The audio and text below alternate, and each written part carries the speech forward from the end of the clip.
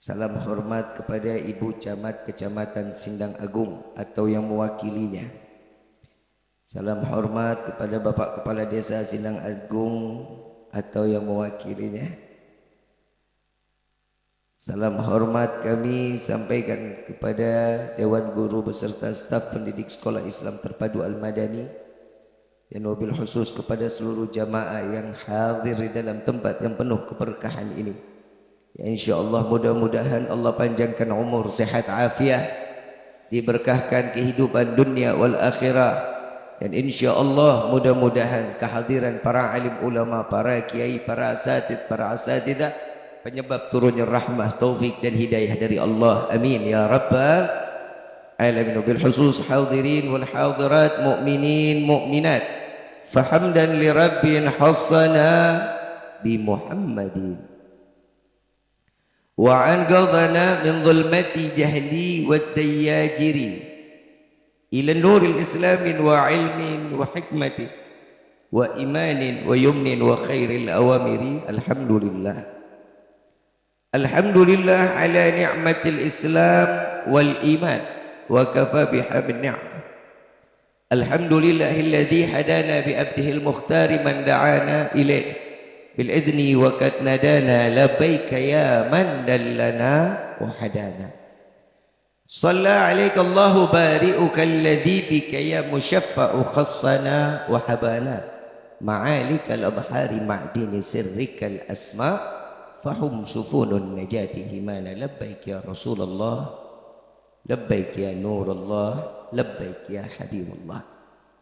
Pertama-tama limpahan puji serta syukur kita panjatkan kehadirat Allah Subhanahu wa taala yang maha agung, yang maha luhur, yang maha bijaksana, yang alhamdulillah di siang yang penuh dalam keberkahan ini, di bulan yang penuh kemuliaan, Allah masih izinkan mencicipi kita diberikan segala bentuk nikmat, khususnya nikmat Islam, nikmat iman, nikmat sehat wal afiat, nikmat umur yang panjang yang insyaallah mudah-mudahan kenikmatan ini tidak Allah hapus sampai ajal menjemput kita.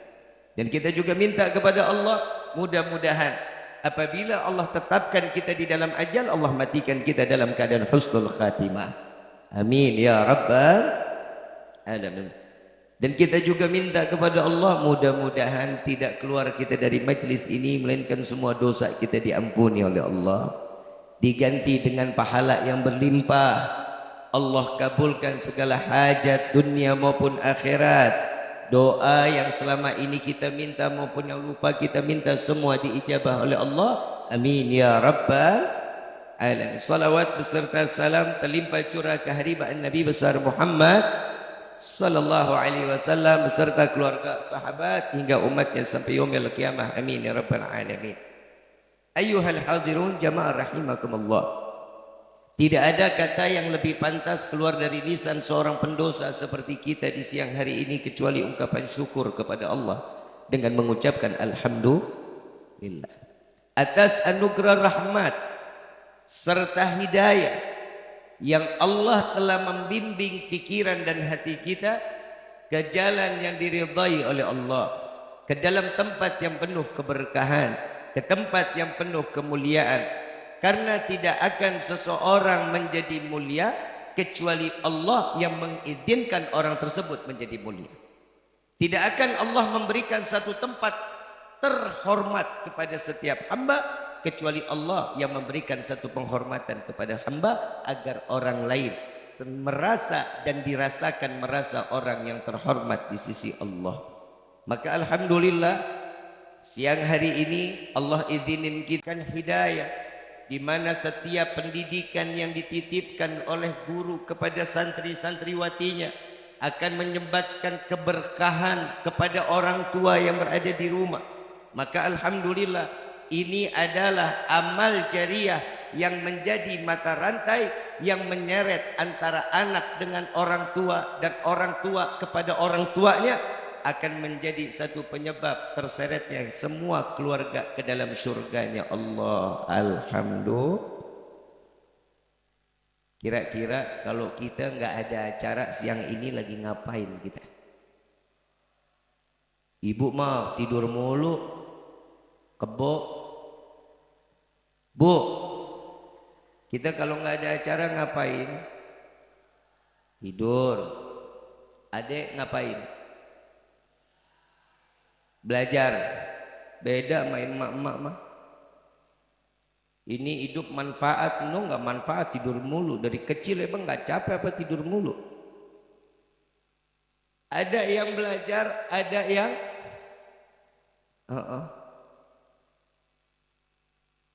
Alhamdulillah hari ini Allah kumpulin kita semua dengan sama di tempat yang berkah.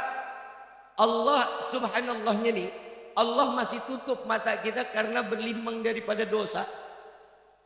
Ada satu kisah, orang saleh ditanya, wahai guruku, apa yang akan dilakukan seandainya jenazah atau mayit yang sudah tertanam puluhan bahkan ribuan tahun, jika diizinkan waktu untuk hidup kembali, lalu sekiranya apa yang mereka akan jalani? Apa kata guru tersebut?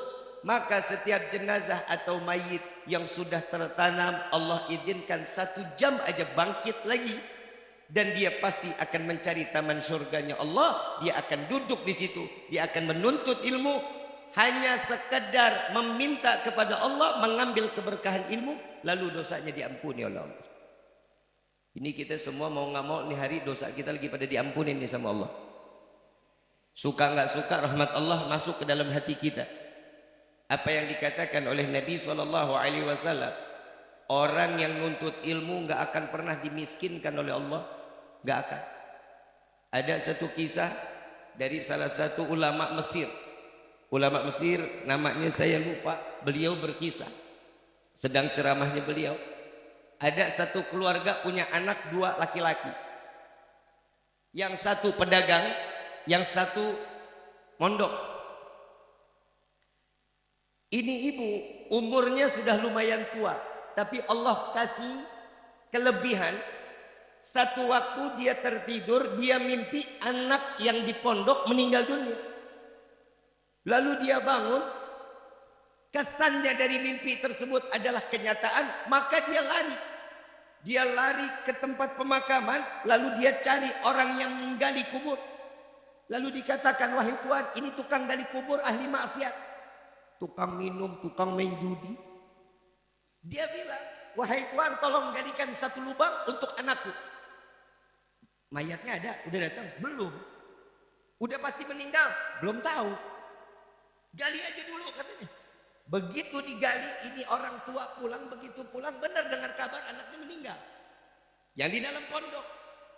Setelah dimandiin, setelah disolatin, dibawa ke tempat pemakaman.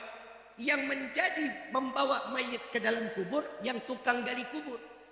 Diambil, dia masukin ke dalam kubur. Begitu dia masuk, dia ingin naik, ini mayit ditarik 2 cahaya. Kaget pingsan ini orang. Begitu dia sadar, dia tanya, itu anak ditarik sama cahaya. Entah apa cahaya tersebut, ini anak mau dibawa kemana? Ibunya wallahu alam katanya. Dapat beberapa waktu, mimpi lagi ibunya, anak yang satunya lagi meninggal juga. Dia lari lagi ke TPU, dia bilang, galiin lagi kubur 1. Buat siapa? Anak saya yang 1 lagi meninggal. Ini jangan macam-macam bu, mayatnya udah datang, belum. Udah kelihatan jenazahnya, belum. Begitu digali, selesai digali, dia pulang. Begitu pulang benar dengar kabar anaknya meninggal dunia ketiban pohon.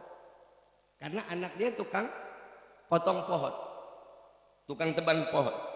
Setelah itu, ini jenazah dimasukin lagi ke liang lahat, ditarik lagi 2 cahaya. Ini yang tukang gali kubur enggak banyak nanya, dia cuma tanya, bu, pekerjaan ini anak bu apa? Ibunya bilang, yang satu, yang awal meninggal, dia sedang menuntut ilmu, dipondokin. Yang kedua, tukang nebang kayu, dan setelah ditebang kayunya dijual. Hasil penjualannya buat anak yang ada di pondok. Maka di hari berikutnya ibunya mendengar, dan di dalam mimpinya 2 anak ini mendapatkan mahkota yang Allah turunkan, dan 2 anak ini sedang membersihkan tempat duduk untuk orang tuanya kelak di dalam surganya Allah. Sallu ala Nabi Muhammad. Coba bisa kebayang kalian capek sekarang nuntut ilmu, capek apa enggak? Capek. Waktu tidur dikit, betul. Waktu makan yang dimakan itu lagi. Sayur toge, betul. Ikan kadang keasinan, daging tunggu Idul Adha, betul enggak? Ambil hikmah di dalamnya, karena orang menuntut ilmu adalah jalan jihad fisabilillah. Kalian yang menuntut ilmu, kalian yang mengambil ilmu, orang tua yang rezekinya berkah. Kalian yang mendapatkan ilmu, Allah angkat derajat orang tua kita. Maka beruntung anak-anak yang masih ada di dalam satu naungan pondok pesantren, yang masih sekolah, beruntung. Kenapa? Ini rezeki orang tua nggak bakal putus. Doanya anak nembus ke langit untuk orang tua. Saya mau tanya, adik-adik kira-kira tiap hari doain orang tua apa enggak? Doainnya apa? Nggak usah ngomong, Habib udah tahu. Yang pertama pasti, ya Allah mudah-mudahan rezeki orang tua saya berkah. Kenapa? Mudah-mudahan dapat kiriman duit lagi. Betul nggak? Itu doa anak pondok pasti begitu. Udah pernah belum makan Indomie di bak? Udah pernah belum? Belum pernah. Ini ada pondok pesantren berarti. Ada pondoknya kan? Nginep ya? Ini santri pondok. Pernah nggak makan Indomie di ember? Udah pernah? Apa rasanya? Nggak karuan, Habib. Nggak makan Indomie di ember. Tapi di situ ada hikmah kekeluargaan. Kenapa? Sahabat saling yang sama-sama menuntut ilmu, sahabat yang akan menjadi tali yang mengikat agar mereka masuk bersama ke dalam surganya Allah. Nikmatin. Nanti dapat 7 atau 8 tahun lagi kita nggak tahu. Salah satu dari sini ada yang jadi ulama besar, mudah-mudahan semuanya. Jadi anak yang soleh. Ingat, minta sama Allah, jangan meminta ilmu yang berlebihan. Nggak usah minta ilmu yang banyak, tapi minta, ya Allah jadikanlah kami anak yang soleh soleha. Kenapa? Anak soleh sudah pasti menjalankan ilmunya. Tapi anak yang alim, anak yang cerdas, belum tentu mereka memiliki menjadi anak yang soleh. Al-Imam Syafi'i radhiyallahu anhu radhahu mengatakan, ini belum masuk Isra Mi'raj nih, belum, ini masih pendidikan ya. Ntar ngomongin Isra Mi'rajnya kira-kira 4:30.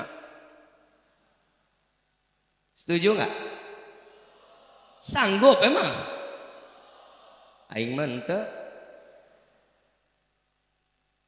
Al-Imam Syafi'i radhiyallahu anhu radhahu, beliau mengatakan, sungguh tidak akan pernah aku takut berjumpa dengan orang yang berilmu atau cerdas.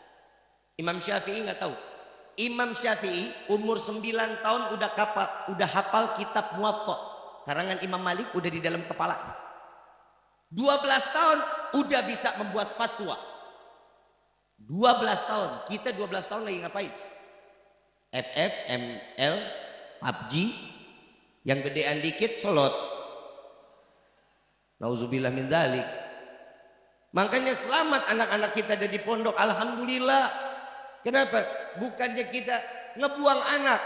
Bu, Pak, tolong jadikan di pikiran kita, bukan kita nggak sayang anak ditaruh di pondok, bukan.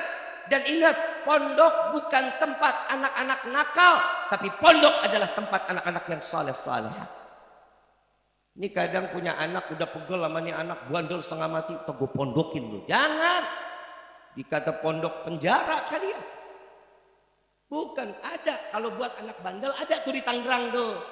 Itu ada khusus anak-anak bandel, ada.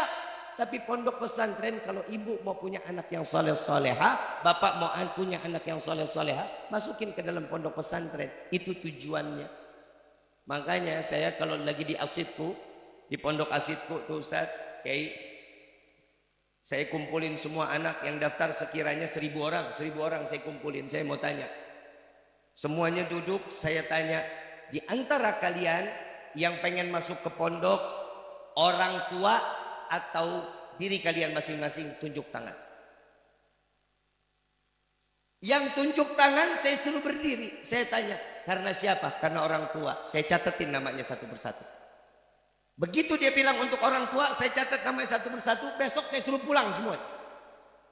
Yang disuruh orang tua, saya suruh pulang. Tapi yang mau dirinya sendiri, itu yang saya tahan. Kenapa? Karena keinginan orang tua, anak belum tentu bisa menerima. Tapi kalau keinginan anak, insya Allah ini anak akan manfaat dunia wal akhirah. Insya Allah. Imam Syafi'i mengatakan, saya tidak akan pernah takut berjumpa dengan orang yang berilmu. Tapi sungguh saya sangat segan berjumpa dengan orang yang berakhlak. Kenapa? Orang yang punya ilmu belum tentu punya akhlak. Tapi orang yang berakhlak sudah pasti dia menjalankan ilmunya. Makanya jangan kalau kita, Habib pernah jalan, Habib berangkat sama Habib Gures keliling pondok waktu itu. Habib tanya, waktu itu santri masih 480 orang, santri-santriwati. Rifki berapa semua santri totalnya? Semua 480 Habib. Kenapa Habib? Ana cuma minta kepada Allah, saya nggak minta keluar dari pondok ini mereka orang-orang yang pintar, nggak. Tapi saya minta kepada Allah semua anak-anak santri-santriwati saya keluar dari sini anak-anak yang soleh-soleh. Saya bilang, Bib, kenapa? Kalau cerdas banyak, orang yang pintar banyak, tapi dia tidak memanfaatkan ilmunya, mengambil keberkahan kembali daripada guru-gurunya. Tapi kalau mereka menjadi anak yang saleh-saleh keluar dari sini, orang tuanya senang, gurunya senang, dan ilmunya manfaat dunia wal akhirah. Ya nak, ya dek, jadi anak-anak yang saleh, jadi anak-anak yang salehah, insya Allah ilmu kita bermanfaat dunia wal akhirah. Amin ya rabbal. Habib mau tanya, kira-kira iblis alim apa enggak? Alim enggak? Cerdas enggak? Kok diusir dari surga? Apa? Karena ngelawan Allah. Iblis dikeluarkan dari surga bukan karena menyekutukan Allah, bukan. Bukan karena durhaka kepada Allah, Allahnya ada Allah lain, enggak. Tapi iblis tidak memiliki adab dan akhlak kepada Allah, makanya diusir. Iblis pernah datang ke Nabi SAW. Iblis aja silaturahmi sama Nabi. Ini kita udah mau Ramadan belum silaturahmi, lebih parah berarti dari iblis. Ya Bu ya Pak, masih ada orang tua silaturahmi. Ya. Iblis datang ke Nabi. Ya Rasulullah, saya iblis. Saya ingin bertaubat kepada Allah. Tolong bimbing saya bertaubat kepada Allah agar taubat saya diterima oleh Allah. Nabi jawabinnya enak banget. Kalau kau ingin taubatnya diterima, datang ke makbarahnya Nabi Adam, ke kuburan Nabi Adam, sujud, dan taubatmu pasti diterima. Emang dasar iblis. Jawabannya, Muhammad, yang namanya Adam masih hidup aja saya ogah untuk sujud, gimana lagi matinya? Itu iblis. Makanya orang yang gak mau sujud sama Allah lebih parah dari iblis. Adzan itu kan beker ya, maksudnya panggilan Allah. Kadang ada orang yang sholat nunggu-nunggu, lama-lama kelewatan. Ada nggak yang begitu? Bib, abis gimana Bib? Kita sholat nggak pernah khusyuk, sampai botak, gondrong, botak, ubanan, hitam lagi, gondrong, botak lagi, nggak bakal khusyuk kita. Nggak bakal. Mau cari orang yang paling khusyuk kecuali Nabi Muhammad SAW. Dan ini diabadikan. Al-Habib Utsman bin Abdullah bin Aqil bin Yahya, Mufti Betawi, beliau mengatakan di dalam salah satu kitab, beliau mengatakan, jika dari zaman Nabi Adam sampai akhir zaman semua hamba Allah dikumpulkan di satu tempat, disuruh salat 2 rakaat penuh dengan kehusyuan, wallahi tidak dapat menandingi 1 rakaat kehusyuan Nabi Muhammad SAW. Kita mau cari khusyuk nggak bakalan. Ini terjadi dari zaman Sayyidina Ali karamallahu wajhah. Sayyidina Ali waktu jadi khalifah, dia punya sahabat lupa naruh dirham. Dirham itu di sana berharga, saat itu berharga dirham. Dia lupa naruh dirham di mana, dia datang ke khalifah karena Sayyidina Ali khalifah. Keputusan ada di tangan khalifah. Dia tanya, "Wahai Sayyidina Ali, aku punya dirham tapi lupa naruhnya di mana." "Oh gampang," kata Sayyidina Ali. "Apa yang mesti saya lakukan?" "Ambil wudhu." Dirham hilang sama wudhu apa urusannya? Suruh ambil wudhu. Ambil wudhu. Selesai wudhu, wahai khalifah, saya sudah selesai wudhu. Salat 2 rakaat. Hubungan sama dirham hilang, salat 2 rakaat ini tambah nggak nyambung katanya orang. Dia jalanin, Allahu Akbar. Bismillahirrahmanirrahim. Alhamdulillahi Rabbil Alamin. Belum habis Al-Fatihah dia ingat tuh dirham ada di bawah kasur. Jadi dari zaman dulu orang udah tahu, Allah ditahu, Nabi pun tahu bahwa hamba Allah, umat Nabi kalau ibadah blow on bin tolol. Dari zaman dulu. Kenapa? Karena orang setiap sholat padahal udah ikrar. Betul nggak? Ada ikrar nggak di dalam sholat? Inna salati wa nusuki wa mahyaya wa mamati lillahi rabbil. Udah belum dijalani? Lagi sholat tuh. Padahal mi'rajnya seorang hamba kepada Allah dalam keadaan sholat. Inna salati wa nusuki wa mahyaya wa mamati lillahi rabbil. Ya Allah, aku serahkan hidupku, matiku, sedekahku, hajiku, umrahku, semua aku serahkan kepadamu ya Allah. Begitu Al-Fatihah, kompor belum dimatiin, ingat. Kunci motor ketinggalan di mulut motor, ingat. Lagi duduk begini ada yang mikirin, sendal tadi saya lupa taruh mana ya. Ada. Kenapa?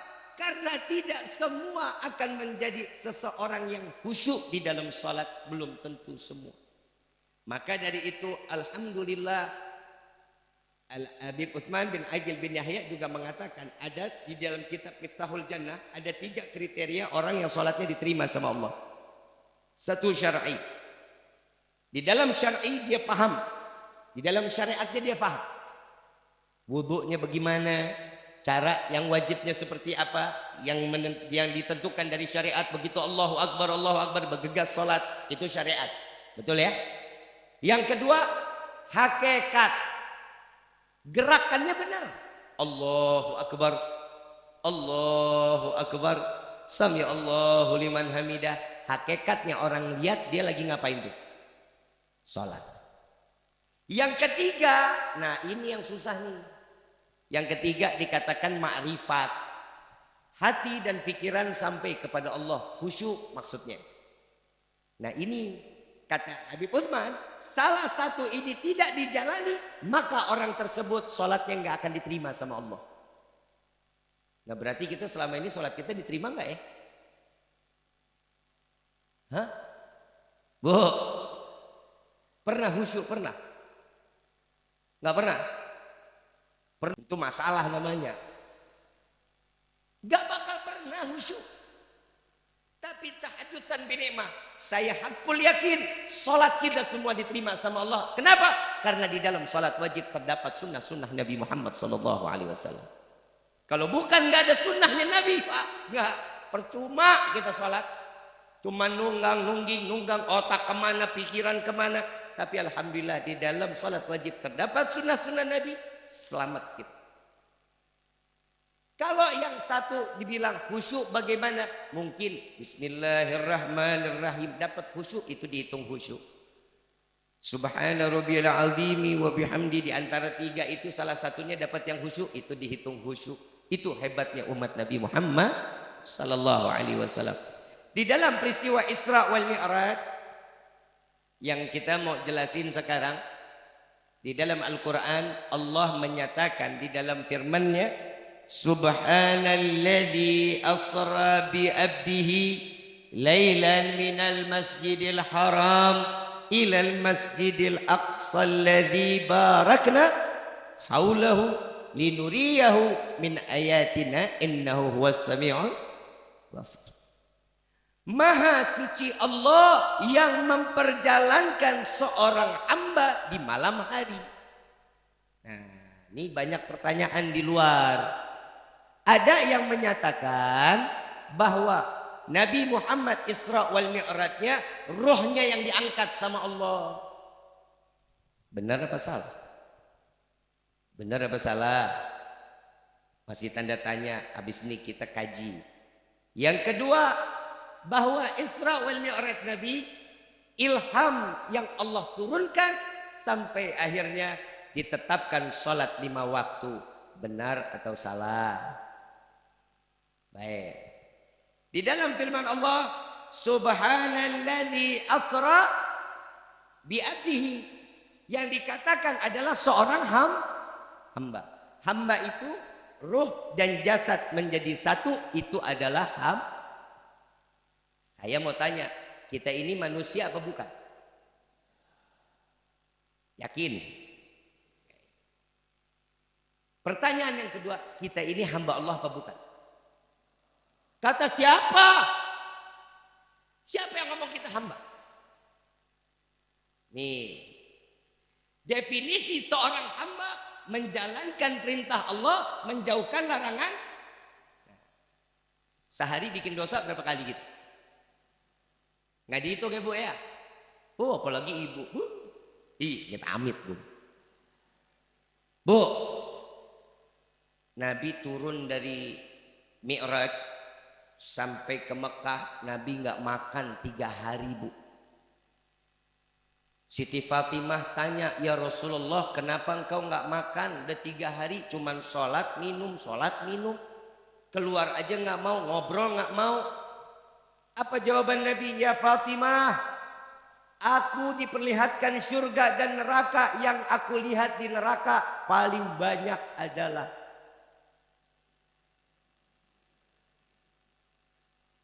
Bu,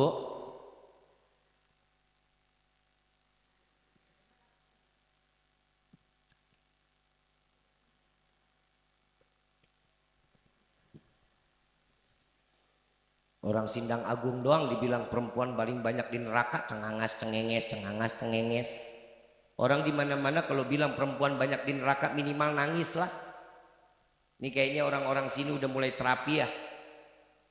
Pantesan perempuan kalau di dapur tuh paling betah banget di dapur ya. Ternyata lagi terapi neraka ya. Depan kompor sih.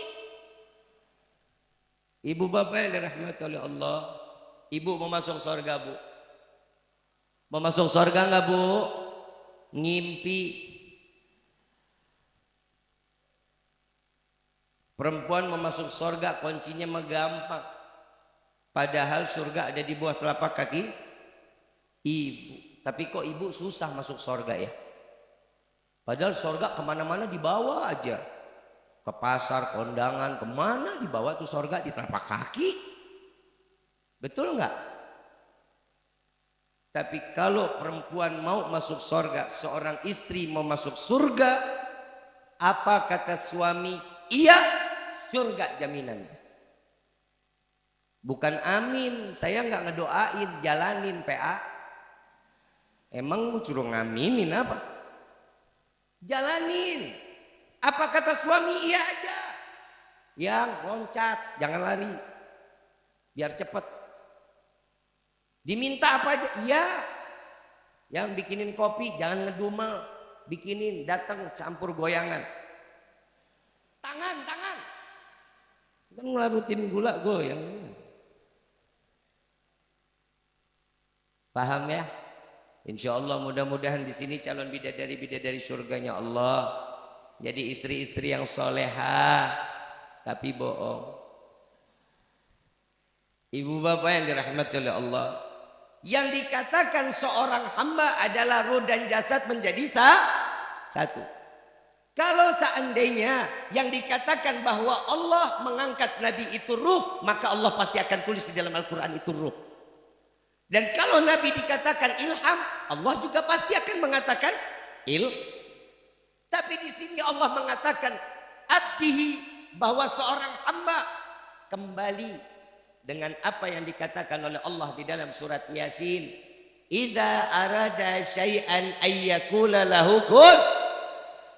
Apa yang Allah kehendaki maka jadi. Gak ada orang bisa pikirin, gak boleh. Perjalanan Isra Mi'raj gak bisa diyakini dengan akal, tapi wajib diyakini dengan iman. Gak mungkin. Tahu senter? Kalau kita onin di sini, nyalahnya sebelah mana?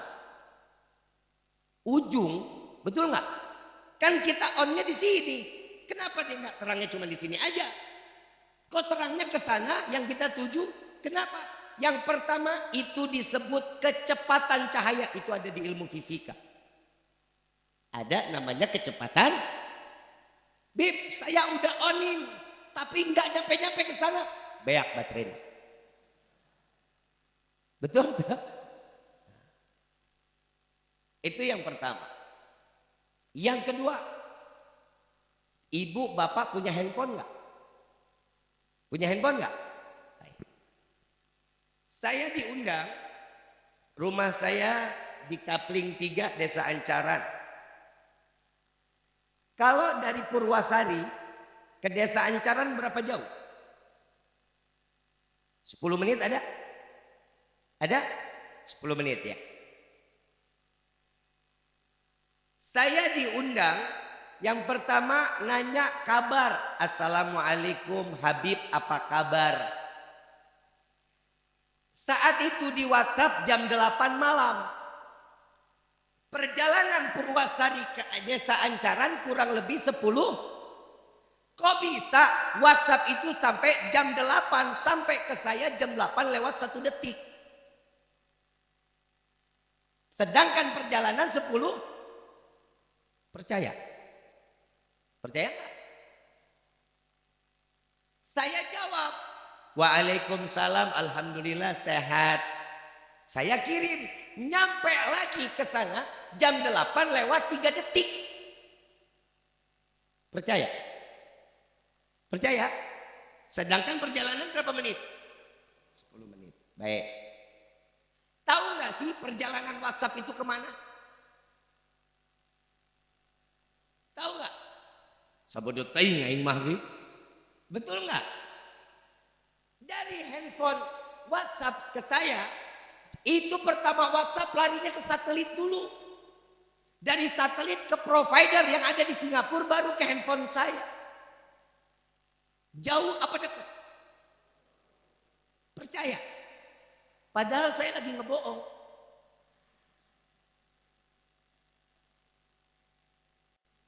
Apa yang bisa bikin percaya? Apa?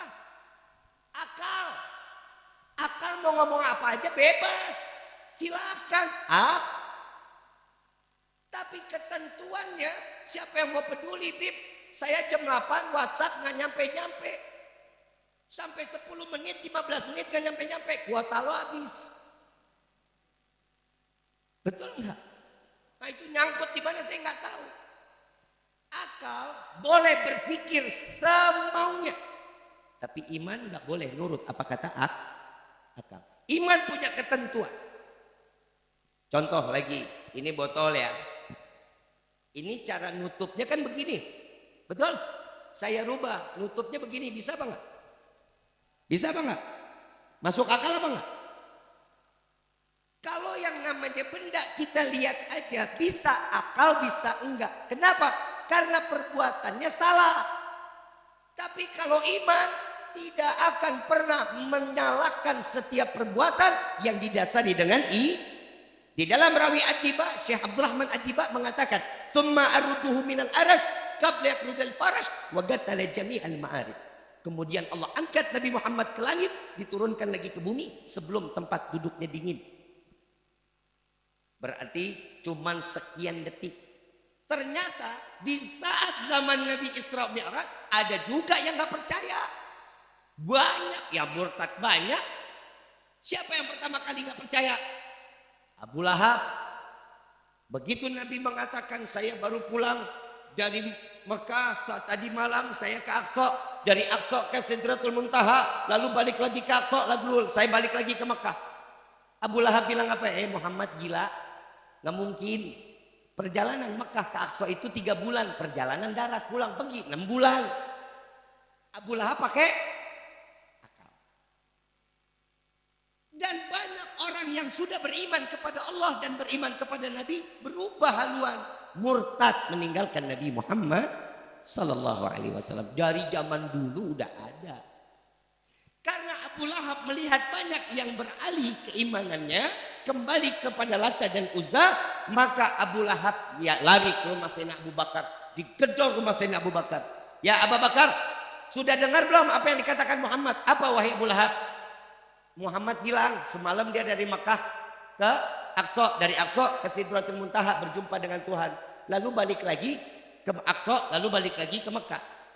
Enggak bakal masuk akal. Apa kau percaya? Engkau masih percaya dengan Muhammad, dengan kegilaan Muhammad? Apa jawaban Sayyidina Abu Bakar? Betulkah yang dikatakan Muhammad tersebut begitu? Iya. Wallahi, jika ada yang diceritakan oleh Rasulullah lebih gila dari apa yang kau ucapkan, aku orang yang pertama kali percaya dengan apa yang dikatakan oleh Rasul sallallahu alaihi wasallam. Ini iman sahabat nggak kaleng-kaleng. Imannya tanpa keraguan. Kalau kita kan masih ragu. Contoh, kenapa sih harus ada sholat?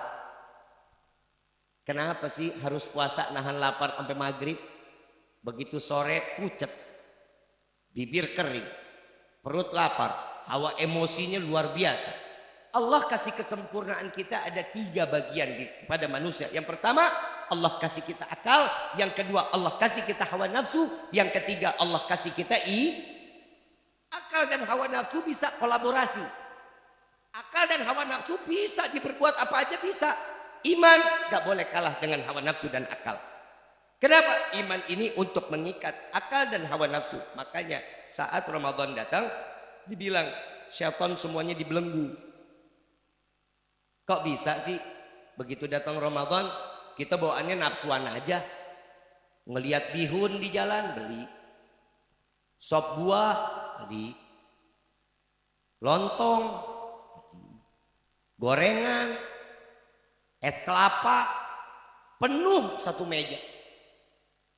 Yang bikin itu semua siapa? Bukan setan, tapi hawa nafsu. Begitu buka puasa makan kurma 3 sama air putih 3 teguk, kenyang. Yang lain kemakan.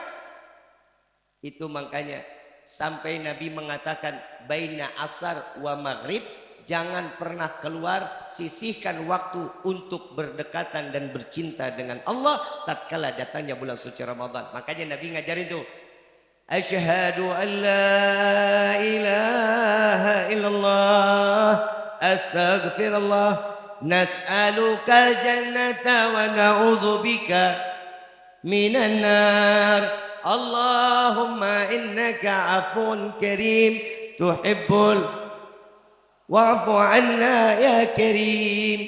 Ini diajarin sama Nabi. Kenapa?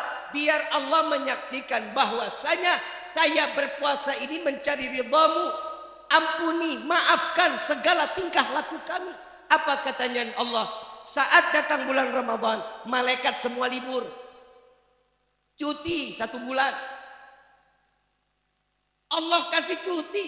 Wahai malaikatku, jangan ada yang semua kau kerjakan kecuali mereka hambaku berpuasa untukku, maka aku yang lebih berhak memberikan setiap apa yang mereka butuhkan. Makanya bulan Ramadan sama bulan biasa beda rezekinya Allah kasih buat kita. Beda apa enggak? Lebih berkah enggak? Berkah. Kenapa? Salah satunya doanya Nabi, ya Allah berkahi rezeki umatku tatkala datangnya bulan Ramadan. Yang enggak biasa dagang. Tahu enak gak? Udah enak aja masih dijejelin, masih diisi. Betul gak? Tambah enak gak? Belum tentu kalau Ramadan ngelihat tahu isi aja begitu dilihat kita beli belum tentu enak apa enggaknya. Kolak manis apa enggak? Yang paling parah biji salak 11 bulan dibuang-buang. Begitu datang Ramadan biji salak dicariin. Saking lapar biji salak ditelen. Betul apa enggak? Tuh. Allah kasih kesempurnaan kita wa nafsu, akal dan setiap sesuatu yang wajib diyakini dengan iman akal harus nurut apa yang dikatakan.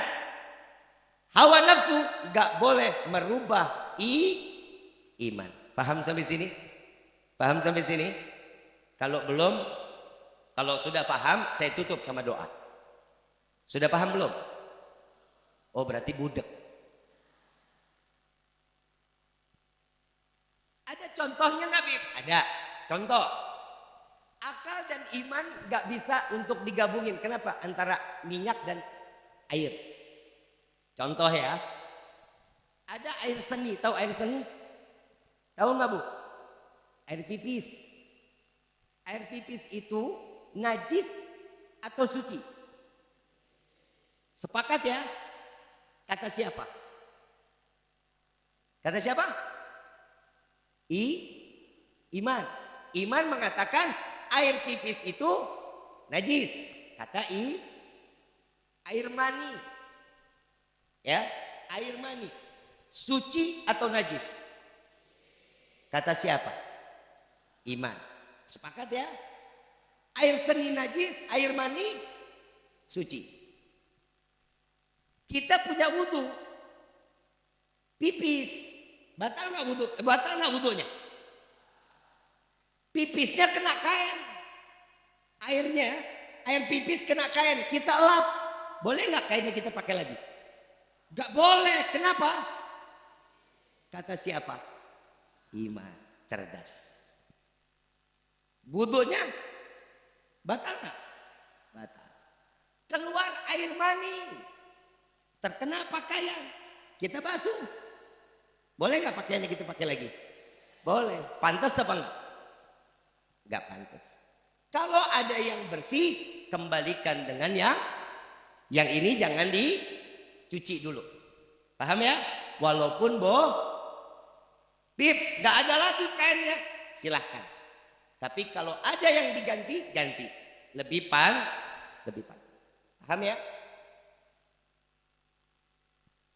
Kalau air mani terkena kain itu suci dan kainnya boleh kita pakai, sedangkan najis itu kita elap, nggak boleh kita kata siapa? Kata siapa? Iman. Akal boleh nggak ikut campur? Akal boleh nggak ikut campur? Nggak boleh, karena itu ketentuan. Akal tetap ikut campur. Habib, kalau yang keluar najis cukup dengan berwudu, gak perlu mandi. Berarti kalau yang keluar suci gak usah wudu. Orang yang keluar suci berarti kan gak ngebatalin. Kata iman boleh terima? Iman boleh terima gak? Gak boleh. Kenapa? Karena iman adalah tiangnya agama dan itu tidak akan pernah bisa tergeser karena dia adalah pondasi. Yang keluar suci wajib mandi wajib mandi Ini akal nih, ini masih akal nih. Kalau yang suci aja wajib mandi besar, berarti kalau yang najis nyelam. Lebih harus nyelam dong. Betul nggak? Iman boleh terima? Nggak boleh. Kenapa? Akal mah bebas buat pikir apa aja. Betul ya? Apa sih yang dimaksud iman ini? Nggak boleh kita goyang. Kenapa? Kenapa iman ini harus kita turutin? Ternyata iman ini membawa manfaat. Allahumma orang santri santriwati SDI T Al-Madani punya penyakit beser. Tahu nggak penyakit beser? Kencing sehari 7 kali 9 kali. Kebayang nggak? Kalau yang keluar najis wajib mandi besar. Berapa kali sehari kita mandi? 7 sampai 9? Persis kita kayak ikan julung-julung. Mau bantir nggak? Kenapa orang keluar air mani wajib mandi besar? Karena orang yang keluar air mani, maaf, ini saya nggak ngomong kotor ya, ini ilmu. Karena orang yang keluar air mani lemah, letih, lesu. Cara mengembalikan kesegarannya bagaimana? Mandi. Itu cara iman. Yang ketiga, kita punya wudhu, buang angin, batal nggak wudhunya? Yang buang angin atas apa bawah? Kenapa wudhu kok yang dibasuh atas, bawah enggak? Ini akal loh, ini iman maunya apa? Yang dibasuh atas, bawah enggak dibasuh. Kata siapa? Iman. Akal ngomong, kan yang keluar bawah. Kenapa yang dibasuh atas? Masuk akal enggak? Karena yang keluar bawah, yang malu. Apalagi kalau bunyinya agak panjang, kecil banget tuh. Nah itu bahaya tuh. Apalagi kalau udah kayak, lu makin parah tuh, tetangga pasti nengok tuh. Paham ya? Paham ya? Jadi iman gak boleh kalah sama akal. Bisa berkolaborasi dengan hawa nafsu. Mudah-mudahan Allah jaga iman, Allah jaga akal, Allah jaga hawa nafsu kita, insya Allah. Jadi perjalanan Isra wal Mi'raj terakhir dari saya nggak ngebahas lagi tentang sholat 5 waktu yang Allah berikan kepada Nabi, tapi saya mau ngambil hikmah dari Isra wal Mi'raj. Ternyata Nabi berjumpa dengan Allah, pertama yang dibawa iman, yang kedua adalah akhlak. Nabi ketemu sama Allah, yang dibawa iman dan juga yang pertama, kalau iman kita paham, Nabi sebelum dia naikkan dadanya dibelah, betul ya? Disiram dulu, dibersihin dulu. Ternyata di dalam riwayat ada hati rahmat yang diambil sama malaikat, dibuang. Kok hati rahmat dibuang, Bib? Rahmat buat siapa? Sepakat ulama mengatakan yang dibuang oleh malaikat tersebut adalah rahmat untuk iblis dan kawanannya. Kalau hati rahmat itu tidak diambil, tidak dibuang, maka saat iblis di yaumil qiyamah meminta syafaat Nabi, maka akan diberikan syafaat oleh Nabi Muhammad SAW. Maka dari itu nggak boleh dibuang. Jadi nggak boleh lagi ada rahmat kepada iblis dan kawanan. Makanya alhamdulillah kita manusia, bukan nauzubillah min dzalik. Siapa juga yang mau jadi iblis? Kan begitu ya. Kadang manusia punya sifat. Lalu yang ngomong bukan gue ya. Saat itu imannya begitu naik berjumpa dengan Allah, tertarik dengan satu kisah saat Nabi mau melangkahkan kaki sampai ke arasnya Allah. Nabi nginget perjalanan saat peristiwa Nabi Musa ingin berjumpa dengan Allah. Nabi Musa ngerengek, ya Allah, saya ini kan Rasul, engkau kirimkan firman kepadaku, kenapa harus dengan perantara? Kenapa harus dengan malaikat Jibril? Kenapa nggak langsung kirim kepadaku? Bukankah aku seorang Rasul? Ya Musa, engkau nggak bakal kuat. Kau nggak bakal kuat. Nggak bakal sanggup. Nggak mau tahu. Pokoknya saya pengen ketemu langsung denganmu. Baik, wahai Musa, naik ke atas bukit Tursina. Lari Nabi Musa. Begitu sampai dekat lagi sampai bukit, kakinya melangkah, mau melangkah ke atas bukit, disetop sama Allah dan diabadikan di dalam Al-Quran. Ya Musa, tahan dulu. Buka dulu sandalmu. Bukit ini akan menjadi suci karena perjumpaan zatku dengan dirimu. Tuh lihat. Sandal Nabi Musa disuruh buka. Saat satu hijab diangkat, bukit Tursina hancur menjadi debu. Nabi Musa terhempas, pingsan. Saat dimana Nabi Musa bangkit, Nabi Musa harus menutup wajahnya dengan sorban. Karena saat beliau nggak menutup, ketemu salah satu sahabat, ngelihat Nabi Musa langsung buta. Kenapa? Wajah Nabi Musa terbias daripada cahayanya Allah Subhanahu wa ta'ala. Maka dari itu di dalam riwayat ada yang bilang 40 hari, ada yang bilang 40 tahun ditutup wajahnya Nabi Musa, nggak diperlihatkan kepada orang khalayak banyak. Kenapa? Karena terbias cahayanya Allah Subhanahu wa ta'ala. Dan tapi Nabi mendengar peristiwa itu, Nabi Muhammad begitu ngelangkah, diam dulu. Dia buka, nunduk, buka sendal. Itu bukit. Allah suruh stop. Gimana ini arasnya Allah? Begitu Nabi Muhammad sedang membuka, Allah menyatakan, ya Muhammad, jangan kau buka sandalmu, injak-injak langitku ini, karena arus ini meminta mengambil keberkahan dari kakimu. Sallu ala Nabi Muhammad. Beda nggak antara Nabi Musa sama Rasulullah? Beda nggak? Nabiur Rahmah, Nabi yang penuh kasih sayang, Nabi yang dikatakan namanya bersanding dengan Allah. Dari sebelum alam semesta ini diciptakan, Allah telah bersanding namanya dengan Nabi Muhammad SAW. Dan saat Nabi melangkahkan kaki, apa yang dikatakan oleh Nabi? At-tahiyatul mubarakatus salawatu taibatul. Nabi masuk ke aras Allah, berjumpa dengan Allah dengan membawa akhlak tahu diri. Beliau ini seorang yang diundang. Masuk itu permisi. Ini giliran pemilihan doang permisinya. Lepas pemilihan boro-boro ada permisi-permisinya. Yang kedua, Allah jawab nggak salamnya Nabi? Dijawab. Assalamualaikum wa ala assalamu alayka ayyuhan nabiyyu wa rahmatullahi. Kebayang nggak? Allah nyanjung Nabi di hadapan, dan Nabi ngelihat dan tahu bahwa Allah nyanjung Nabi.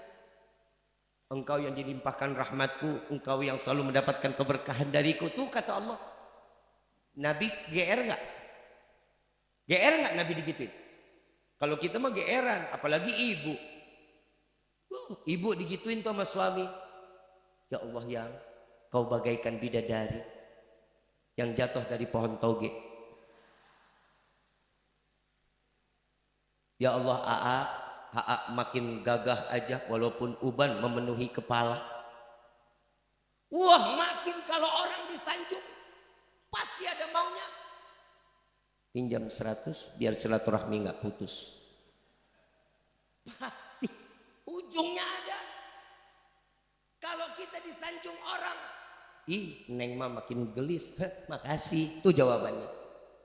AA mau makan, wah kasep AA mah gagah luar biasa. Oh iya, makasih saya fitness. Itu jawabannya. Tapi kalau Nabi disanjung, Nabi sadar kalau beliau seorang hamba. Assalamualaikum wa ala ibadillah. Tuh kita lihat istimewa Nabi Muhammad SAW. Berarti yang dibawa akhlak bukan? Akhlak bukan? Berarti iman dan akhlak itu harus bersanding dan bisa berjalan berseirama agar Allah matiin kita keluar dari dunia ini dalam keadaan husnul. Kalau ibadah kita manusia yang susah di dalam beribadah, tapi orang yang berakhlak dengan mudah, karena itu adalah amaliyah yang bisa menambahkan pahala besar di sisi Allah agar orang lain menjadi senang saat mereka dekat dengan kita, dan kita dekat dengan orang yang berakhlak akan menambahkan ilmunya kita di hadapan Allah. Insya Ibu bapak yang dirahmati oleh Allah, bukan saya nggak mau lama-lama, soalnya saya dari sini langsung ke Jakarta. Maghrib ini saya harus ada acara di Depok, di Meruyung. Insya Allah mudah-mudahan sehat afiat kita dapat berjumpa lagi, amin ya rabbal. Al-Fatihah bil qabul wa tamam kulli sul wa ila hadratur rasul bisirril Fatihah.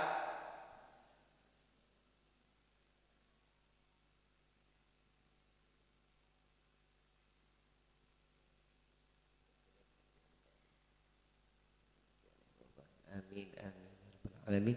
Rabbi fanfa'na bi barakatihi wahdina al-husna bi hurmatihi.